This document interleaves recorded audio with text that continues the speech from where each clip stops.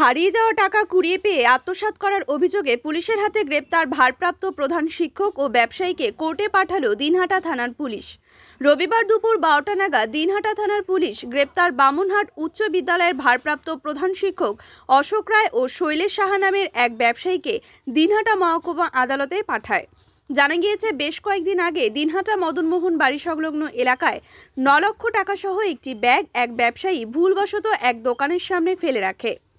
পরবর্তীতে সেই ব্যাগটি কুড়িয়ে পায় বামুনহাট উচ্চ বিদ্যালয়ের ভারপ্রাপ্ত প্রধান শিক্ষক অশোক রায়।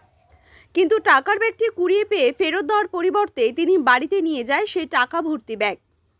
পরবর্তীতে যার টাকা হারিয়ে গিয়েছে তিনি দিনহাটা থানার দ্বারস্থ হলে পুলিশ সিসিটিভি ফুটেজ দেখে কারা ব্যাগটি নিয়েছে সেটা শনাক্ত করে টাকার প্রকৃত মালিকের হাতে টাকা হস্তান্তর করে। এই বিষয়ে দিনহাটা থানা সূত্রে জানা গিয়েছে, তদন্তে নেমে পুলিশ দেখতে পায় মদনমোহন বাড়ি সংলগ্ন একজন ব্যবসায়ী শৈলেশ সাহা সহ বামুনহাট উচ্চ বিদ্যালয়ের ভারপ্রাপ্ত প্রধান শিক্ষক অশোক রায় সেই ব্যাগটি নিয়ে যাচ্ছিলেন। পরবর্তীতে তারা থানায় কেন ব্যাগটি জমা দিলেন না সেটা জানার জন্য পুলিশ তাদের দুজনকেই গতকাল শনিবার থানায় জিজ্ঞাসাবাদের জন্য ডেকে পাঠায়।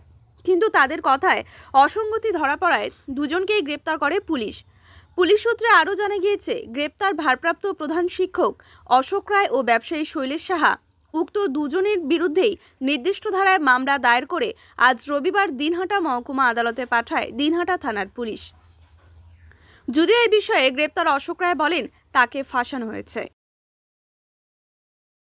বলতে কি তোমার যা তো ঢিসমিস হয়ে গেছিলো পরশু দিন, টাকা আমরা পেয়েছিলাম, টাকা দিয়েছিলাম, কিন্তু পরে কালকে হঠাৎ আমাকে ফোনে দেখা করতে বললো, ঠিক আছে।